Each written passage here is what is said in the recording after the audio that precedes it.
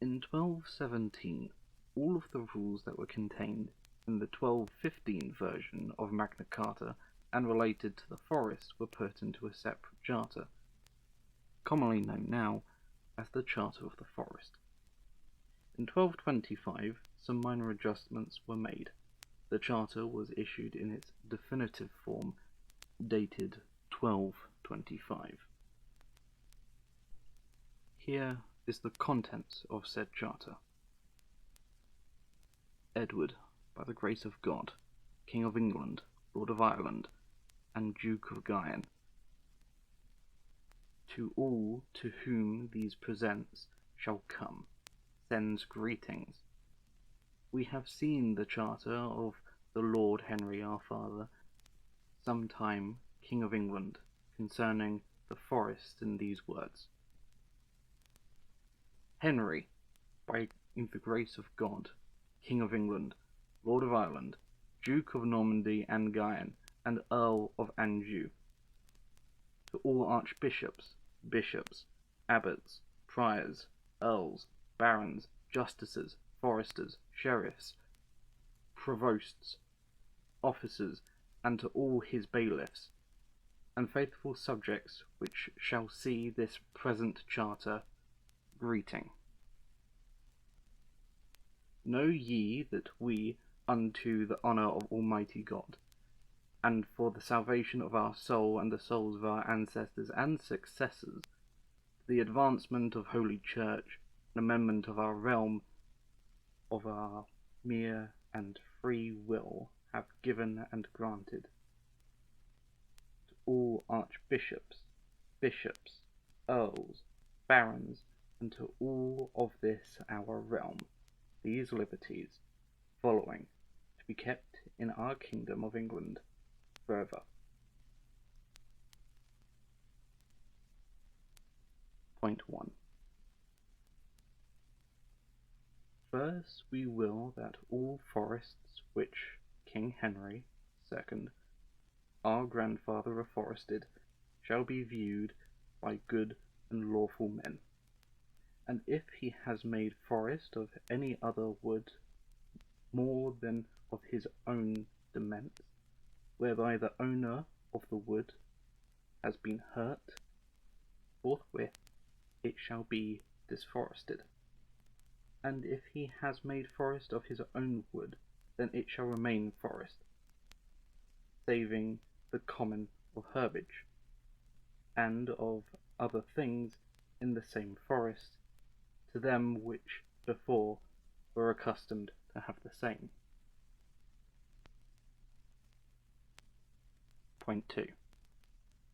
Men that dwell outside of the forest from henceforth shall not come before the justices of our forest by common summons, unless they be impleaded there, or be sureties for some others that were attached to the forest. Point 3. All woods which have been made forest by King Richard our uncle, or by King John our father, until our first coronation, shall be forthwith disforested, unless it be our demesne wood.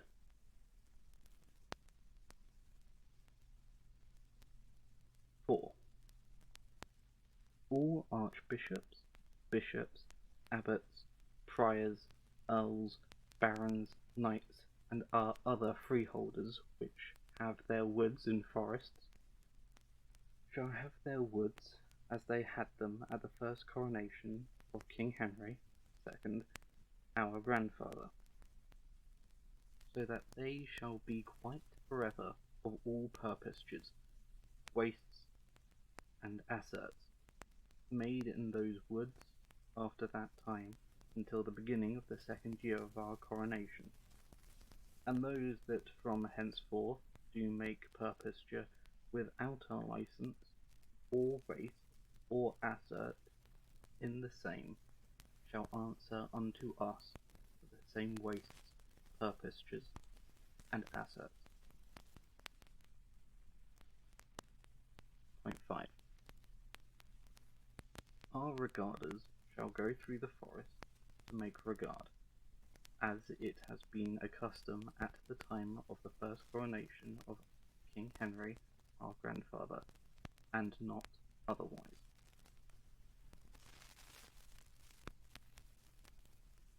Point 6. The enquiry or view for lawing of dogs within our forest shall be made from henceforth, and the range is made, that is to say, from 3 year to 3 year. And then it shall be done by the view and testimony of lawful men, and not otherwise. And he whose dog is not lawed, and so found, shall pay for his amercement 3 shillings, and from henceforth no ox shall be taken for lawing of dogs, and such lawing shall be done by the assize commonly used, that is to say, that 3 claws of the 4 foot shall be cut off by the skin.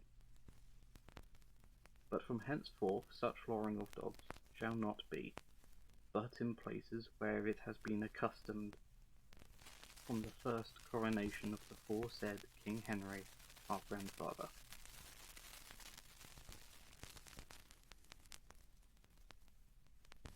Point 7. No forester or beddle from henceforth shall maid, scottle, or gather garb, or oats, or any corn, lamb, or pig, nor shall made of any gathering, but by the sight and upon the view of the 12 ranges, when they make their range.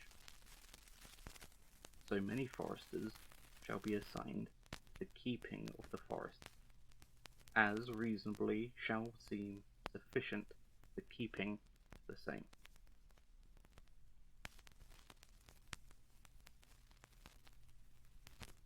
Point 8. No swannemote from henceforth shall be kept within this our realm, but thrice in the year, namely the beginning of the 15 days afore Michaelmas, when that our jest-takers, or walkers of our woods, come together to take adjustment in our demesne woods, and about the feast of King Martin in the winter, when that our jest-takers shall receive our pawnage, and to these 2 swannemotes shall come together our forests, verders, chest-takers, and none other by distress. And the 3rd swannemote shall be kept in the beginning of the 15 days before the feast of St. John Baptist, when our jest-takers do meet to hunt our deer. And at this swannemote shall meet our foresters, verders, and none other by distress. Moreover, every 40 days through the year our foresters and verders meet to see the attachments of the forest, as well as for green hue, as for hunting, by the presentment of the same foresters, and before then attached. And the said swannemers shall not be kept but within the counties in which they have used to be kept.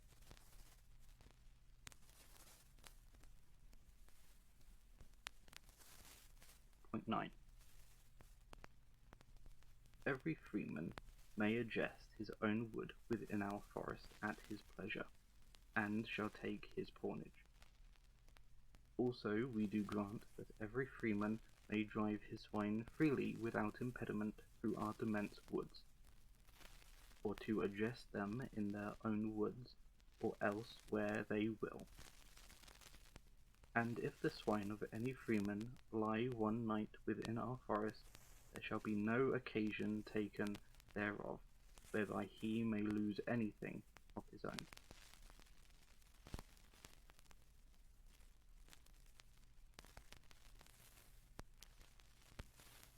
Point 10. No man from henceforth shall lose either wife or member for the killing of our deer. But If any man be taken and convicted for the taking of our venison, he shall make a grievous fee, if he has anything thereof. And if he has nothing to lose, he shall be imprisoned a year and a day, and after the year and a day expired, if he can find sufficient sureties, he shall be delivered, and if not, he shall abjure the realm of England.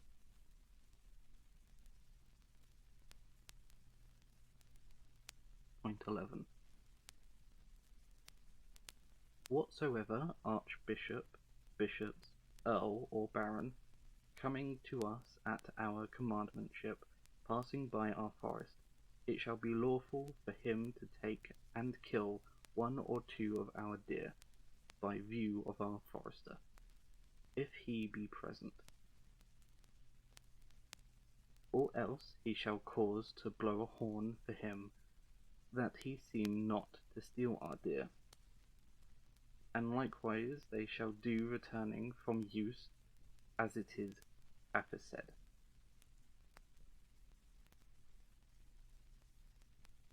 Point 12. Every freeman from henceforth, without danger, shall make his own wood, or on his land, or on his water, which he has within our forest, mills, springs, pools, mole-pits, dikes, or arable ground, without enclosing the arable ground, so that it may not be annoyance of any of his neighbours.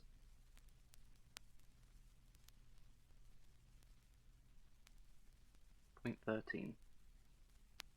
Every freeman shall have within his own woods heirs of hawks, sparrowhawks, falcons, eagles, and herons, and shall have also the honey that is found within his woods.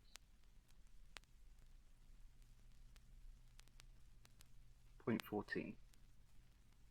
No forester from henceforth, which is not forester in fee, paying to us for his bailiwick, shall take any chimage or toll within bailiwick. But a forester in fee, paying us farm for his bailiwick, shall take chimage.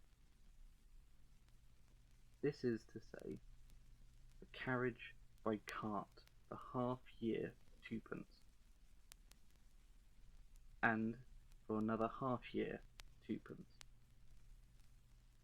For an horse that beareth loads, every half year and halfpenny,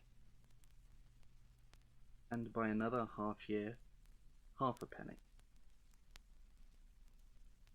And but those only that come as merchants through his bailiwick by license to buy bushes, timber, bark, coal, and to sell it again at their pleasure. But for none other carriage by cart chimage shall be taken, nor chimage shall not be taken, but in such places only where it is used to be. Those which bear upon their backs brushment, bark, or coal to sell, though it be their living, shall pay no chimage to our foresters, except they take it within our demesne woods.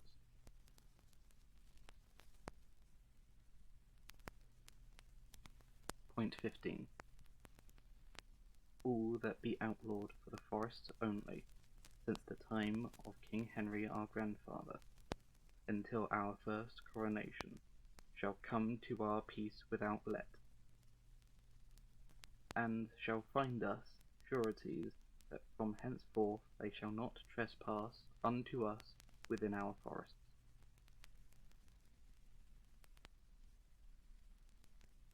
Point 16. No constable, catelyn, or bailiff shall hold plea of forest, neither for green hue nor hunting. But every forester in fee shall make attachment to the pleas of the forest, as well as for green hue as hunting, and shall present them to the verders of provinces. And when they be enrolled and enclosed under the seals of the verders, they shall be presented to our chief justices of our forest, when they shall come into those parts to hold the pleas of the forest, and before them they shall be determined.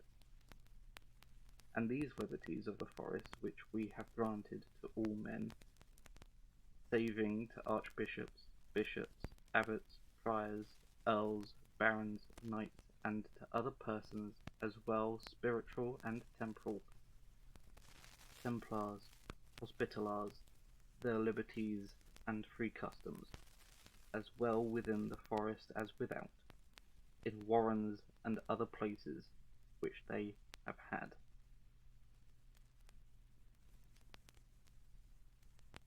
And all these customs and liberties aforesaid, which we have granted to be holden within this our realm, on our part towards our men, all men of this our realm, as well as spiritual as temporal, shall observe on their part towards their men.